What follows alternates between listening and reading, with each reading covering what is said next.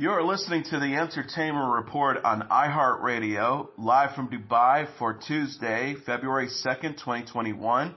I'm your host, Mr. Downtown Ray Melo, delivering some major stories and trends going on in the world of entertainment and beyond.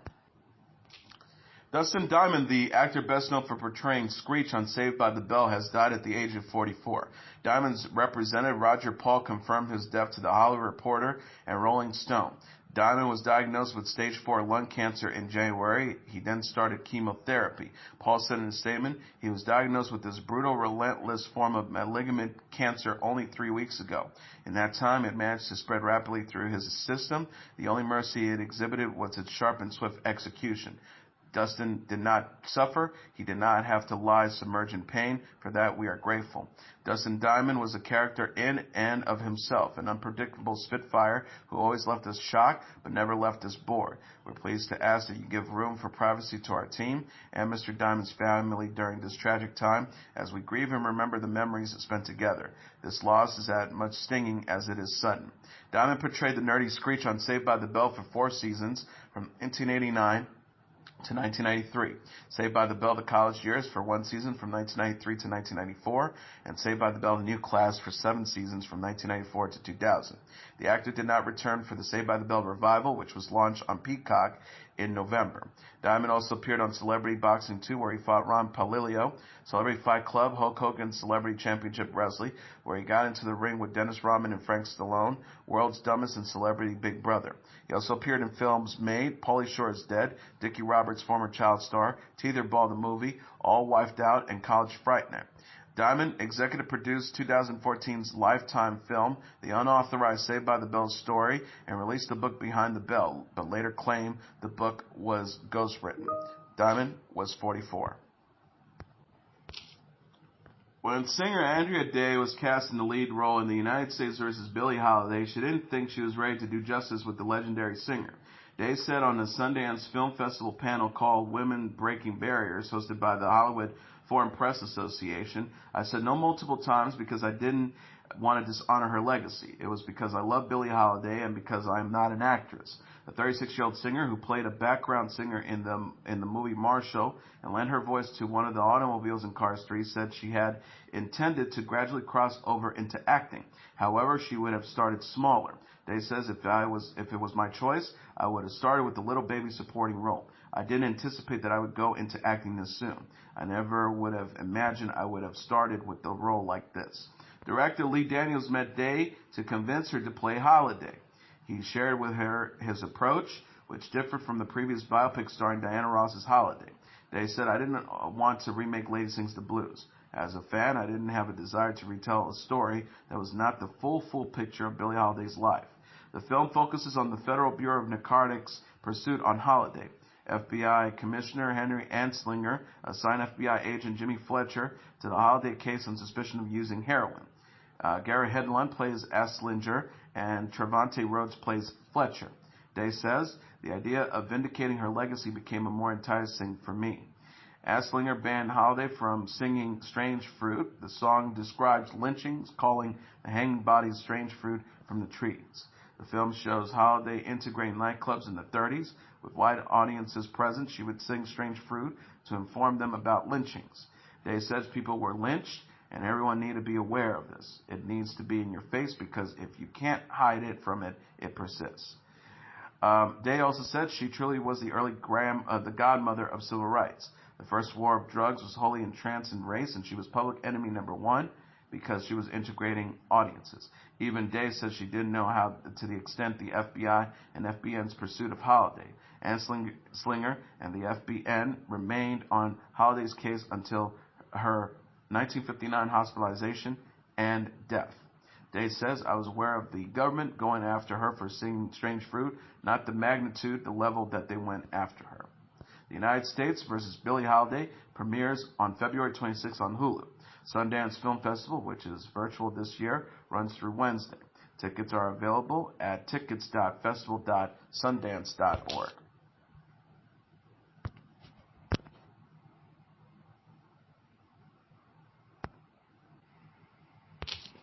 Robin Wright says she was inspired to direct the film Land, which premiered at the Sundance Film Festival on Sunday by the spat of mass shootings in America. In the film, Wright plays Eddie, a grieving woman who moves to Wyoming to live in nature. Wright said in a Zoom Q&A following the screening, "It's having to erase yourself because the self you knew will no longer exist. It's about resilience and hope and the kindness of others." Wright had not intended to play Eddie. However, there was only 1 month in which they could film Land in Alberta, Calgary to double for Wyoming. Rather than engage in a casting search, Wright decided she could be ready in time to film. Wright says, "The producer said, 'Why don't you just act in it?' I was like, 'Yeah, I'm going to be there anyways.'" Wright thanked Dr. James Gordon and Dr. Marianne Tyson in the credits for the film.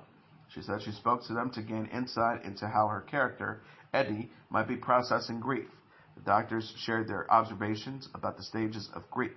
Wright says, "They were very instrumental in helping me feel the vibe of this movie, a rebirth of resilience. You can get through. There is a light at the end of the tunnel. Don't give up hope." In Land, Wright chooses not to reveal who Eddie lost and how until the end of the film.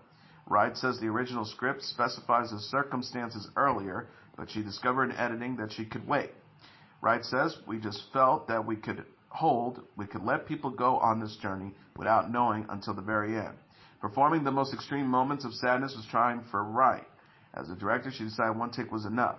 Wright says, "Each of those angles was 1 take because I dried up after. I can't cry anymore. I don't want to feel that anymore. That was it." That was all she wrote. Wright says she was impressed with Demian Birch's performance in A Better Life and The Hateful Eight. When she met him, Wright felt Birch embodied Miguel. When Eddie first gets to Wyoming, she struggles to deal with the wildlife, finds enough food to survive, or enough wood to make a fire. A local man, Miguel, teaches her to fish, hunt, and chop wood. Wright recalled, "I said, 'You are built to play this part. He's a saint, and so are you.'" Bircher also attended the Sundance Zoom Q&A and said he was surprised to be considered a saint. Bircher says, "I guess there was a little bit of that. You just have to find it."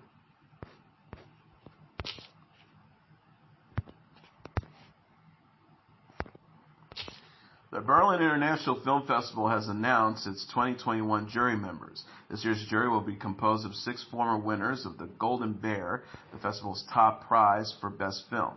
Organizers said Monday that Iranian director Mohammad Razlov, Israeli filmmaker Nadav Lapid, Romanian director Adina Pintilie, Hungarian filmmaker Itigiko Enyedi, Italian director Gianfranco Rossi, and Bosnian filmmaker Jasmila Zibanek will make up the 2021 jury.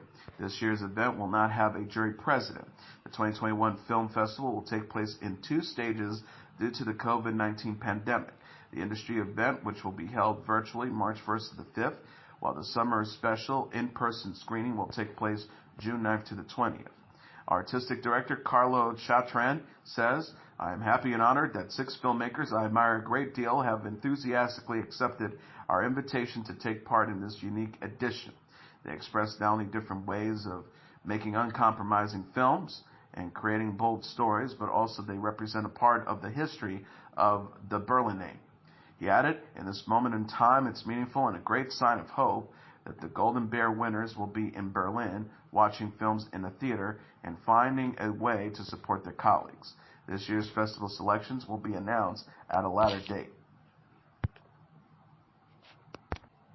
A revival of the comedy series Frasier is being eyed at Paramount Plus, the streaming service that is taking the place of CBS All Access on March 4th. Variety confirmed with sources that the Frasier revival is in discussions at Paramount Plus. However, the discussions are in the very early stages. A reporter also confirmed that a new Frasier is under consideration at the streaming service for Viacom CBS along with TV Live. Paramount Plus and CBS Studios have declined to comment. Frasier starred Kelsey Grammer in the lead role with David Hyde Pierce as Frasier's brothers Niles Crane, John Maloney as Frasier's dad Martin Crane, Jane Leavies as caretaker Daphne Moon, and Pierre Giplin as Roz Doyle, Frasier's radio show producer. Mahoney died at the age of 77 in February 2018. The series, which ran 11 seasons from 1993 to 2004, was a spin-off of Cheers as Frasier moved to Seattle. Frasier discussed a potential revival while appearing on The Late Late Show with James Corden in February 2019.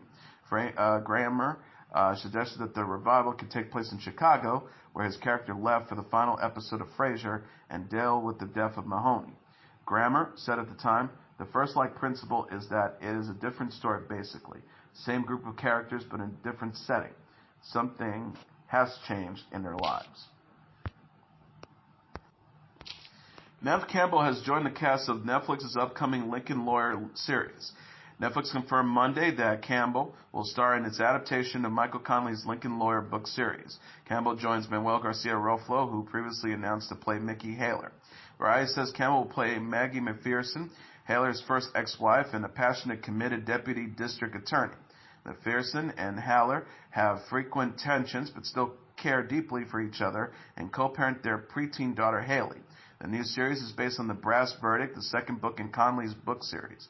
Ted Humphrey will serve as a showrunner, with David E. Kelley as writer and producer. The Lincoln Lawyer was previously adapted as a 2011 film starring Matthew McConaughey as Haler.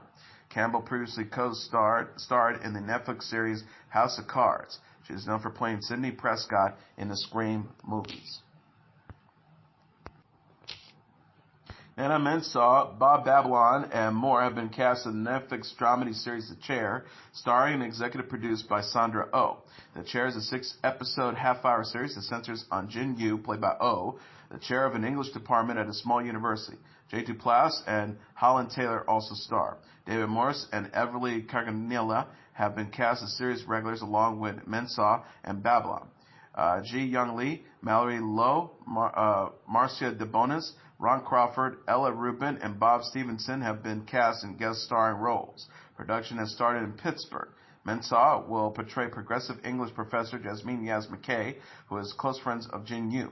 Balaban will play distinguished English professor Elliot Rents, who is set in his own ways. Morris will appear as Dean Paul Larson, with Carcanilla as Jin Yu's young daughter, Jun-hee Juju Kim. Lee will play Jin Yu's father, and Loa as Leah, the teaching fellow for Professor Dobson, played by Duplass's class. The bonus will play assistant to the chair of the English department, Laurie. Crawford as Professor John McHale, who is on the verge of retirement. Rubin is an undergrad student, Dafina, and Stevenson as tech repairman, Horatio. Amanda Peet is writing, producing, and serving as the showrunner on The Chair. Annie Julia Wyman co-wrote the pilot episode, and Game of Thrones showrunner David Benioff, Pete's husband, and D.B. Weiss are executive producers.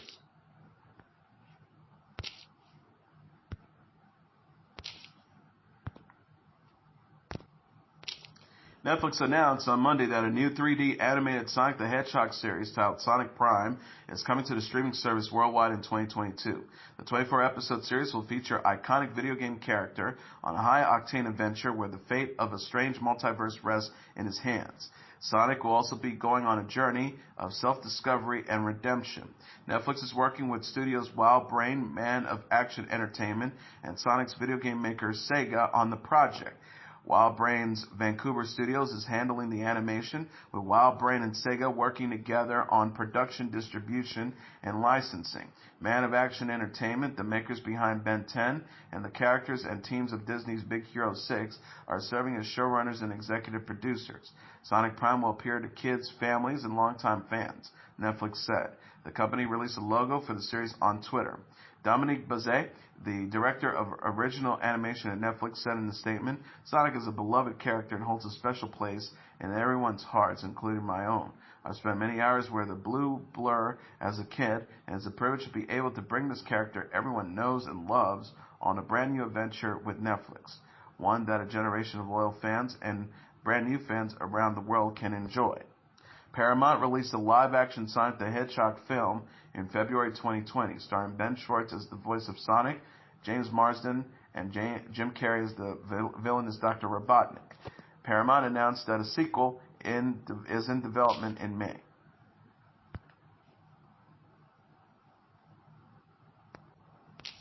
The mystery continues to unfold in a new mid-season trailer for Marvel's WandaVision. Wanda, played by Elizabeth Olsen, continues to bend reality inside Westville, where she is living a sitcom-style life with Vision, played by Paul Bettany, and the citizens of the small town. Wanda, Vision, and their neighbor Agnes, played by Catherine Hahn, moved from the 80s, 90s, and 2000s as they switched to different fashions and sitcom styles for each era. The government agency SWORD is monitoring the situation and trying to find a way inside Westview while Vision attempts to leave. The trailer ends by teasing by teasing that Wanda and Vision might start fighting each other. Disney Plus also released on Monday a new poster for the series that features Wanda, Vision, Agnes, Monica Rambeau, played by Tanyani Paris, Darcy Lewis, played by Kat Dennings, and Jimmy Woo, played by Randall Park. Episode 5 of the WandaVision is coming to Disney Plus on Friday. The 9-episode series is directed by Matt Shakman and Jack Schaefer as the head writer. Portia Williams is sharing her best co-parenting advice in the wake of her Real Housewives of Atlanta co-star Kenya Moore's split. The 39-year-old television personality shared her advice during Sunday's episode of Watch What Happens Live. Following news, Moore and her husband, Mark Daly, are heading for divorce. Williams herself co-parents her 22-month-old daughter Pilar with her ex-fiancé Dennis McKinley. On Watch What Happens Live, Williams was asked if she was surprised that Moore and Daly split again and if Moore has come to her for co-parenting advice. Williams says, "This is my first time hearing about this. It's very unfortunate. I don't wish having to co-parent with anybody, but if she wanted some co-parenting advice and she was sincere, I would help her out because the worst thing in the world is to have bad co-parenting." Williams was then asked what she thinks is the key to good co-parenting. She responded, "A clean break in the relationship. You have to give a true break to the romantic part of the relationship and focus on the child. If you're still trying to get back together, it's going to mess everything up." Entertainment Tonight reported Moore and Daly split last week. Daly confirmed in a statement to The Root that he and Moore were ending their marriage. Daly says, "I will always have great care for her and look forward to amicably continuing to co-parent our daughter Brooklyn with an abundance of love and wisdom." Moore and Daly initially split in September 2019 after more than 2 years of marriage. During an update on Watch What Happens Live in December, Moore said Daly was really fine for their marriage. Williams herself confirmed her split from McKinley during an interview on Watch What Happens Live in December. During Sunday's episode of Watch What Happens Live, Williams also played a game of 1, 2, 3, agree or disagree with singer Jasmine Sullivan, where they were asked if they agreed or disagreed with different statements. The Society of Composers and Lyricists have announced its nominations for its 2021 SCL Awards. Composer and Nine Inch Nails bandmates Trent Reznor and Atticus Ross and composer Ludwig Goransson lead the nominations for this year's event. Reznor and Ross have 2 nominations in the Outstanding Original Score for the Studio Film category for Mank and Soul, the latter of which they worked with Jon Batiste. Reznor and Ross also are nominated for Outstanding Original Song for Visual Media for If Only You Could Save Me from Mank. Goransson is up for 2 awards, Outstanding Original Score for a studio film for Tenet, and Outstanding Original Score for television or streaming production for Star Wars The Mandalorian. Composer Taron Blanchard and director Spike Lee will receive the Spirit of Collaboration Award for their achievements. The pair have worked together on 15 films and 3 television projects, including The Five Bloods and Black Klansman. The SCL Awards will take place during an online event on March 2nd. Actor Tom Felton is set to host the British Independent Film Awards, with the virtual event taking place on February 18th. Felton is best known for his role as Draco Malfoy in the Harry Potter film series, will host a 45-minute ceremony from Wales where he is filming Save the Cinema for Sky alongside Jonathan Pryce, Samantha Morton, and Susan Wokoma. BIFA will live stream the event on its official Facebook page. Felton will be joined by British and international film talents as they announce the winners and discuss the nominees. Felton said in a statement, "British film has been part of my life for as long as I can remember, and now more than ever, it is so important to support, recognize, and celebrate those brilliant creative minds who make them. Film brings us all together, and I'm delighted to be hosting this year's British Independent Film Awards." Saint Maud leads the films with 17 nominations, followed by His House with 16 and Rocks with 15. The 3 films are nominated for Best British Independent Film alongside The Father and Calm with Horses. NBA star Kevin Love and model Kate Bock are engaged to be married. The 32-year-old Cleveland Cavaliers player and 33-year-old model got engaged Saturday in New York while celebrating Bock's birthday. Bock shared the news Sunday on Instagram alongside photos from Love's proposal. In one picture, Bock and Love are seen kissing while Bock wears her engagement ring on her left hand. Bock captioned the post, "Well, this was the best birthday surprise I could ever imagine. I couldn't be happier to have asked to be in love by my love. Heart bursting all day and night." Love confirmed the engagement in a post on his own account. He wrote, "Souls tend to go back to those who feel like home. My fiancé, the joy of life." NBA stars Tristan Thompson, actor Patrick Schwarzenegger, and model Shanika Shag were among those to congratulate Love and Bock. Love and Bock met in 2016 after being introduced by a photographer, according to New York Post. The couple showed their Tribeca apartment to Architectural Digest magazine in December.